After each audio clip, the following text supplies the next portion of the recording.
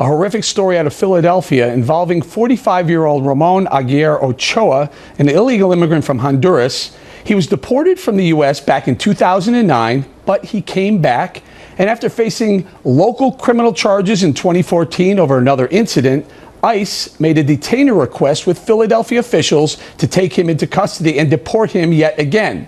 But Philadelphia defied that request after the criminal charges were dropped and let Aguirre Ochoa go free.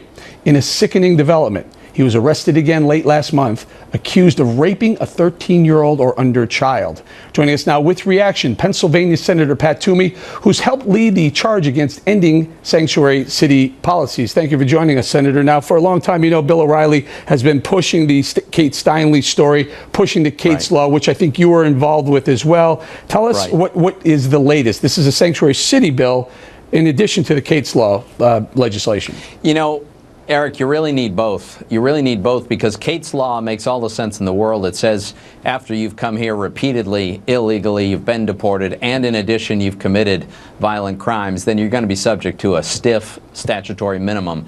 But the reason you need the sanctuary cities law, right, to end sanctuary cities, is because you need to be able to grab these guys.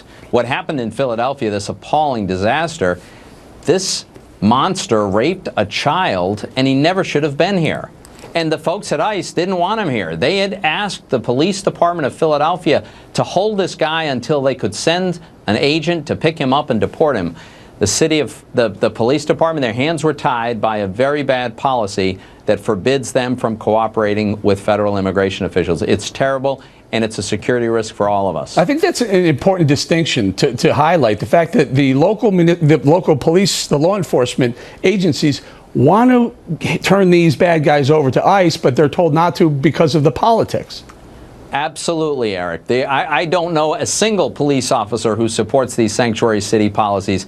They know these guys are bad guys. Look, remember, this is the Obama administration. They're not actually in the business of like wholesale deportation of illegal immigrants. The only ones they want to deport are people who are committing these violent crimes or suspected of committing violent crimes or being terrorists. And when a city like Philadelphia refuses to cooperate, even in those circumstances, then we get exactly this kind of situation. And by the way, this monster who's apparently raped a child, this could happen again if he makes bail, or if for some reason the case against him falls apart and they have to release him.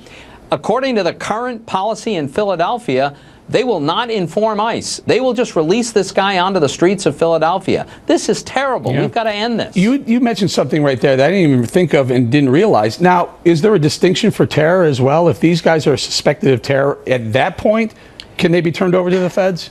Eric, under the policies in Philadelphia, and Philadelphia is not alone, but it does have one of the most extreme versions of this, even if the ICE officials suspect the illegal immigrant who's in detention, they suspect him of being a member of a terrorist organization, the city still won't cooperate. How is that possible, Senator? How is it possible that a local, it's got to be a lawmaker, will tell the cops, look the other way, we may have a terrorist in our cell right here, and we're not going to turn him over to ICE, we're just going to let him free on our streets?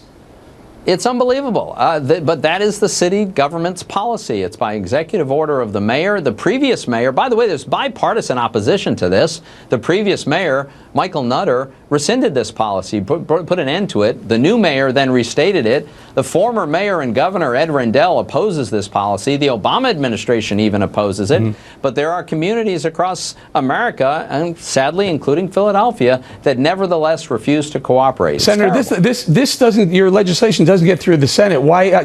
We got to go. I don't have a lot of time. Just tell me, where's the holdup? How many more do you need? How many more signatures do you need? We've had a vote. The problem is we don't have Democrat support for it. I held all but one Republican on my bill to end sanctuary cities, and we picked up only 2 Democrats. We need 60. The Democrats filibustered it, and so we weren't able to pass this. So you're about 5 short or so. It's just appalling. Senator, we're going to leave it right there. Senator, very, very important story. Thank you very much. Thanks for having me, Eric. Just when we thought the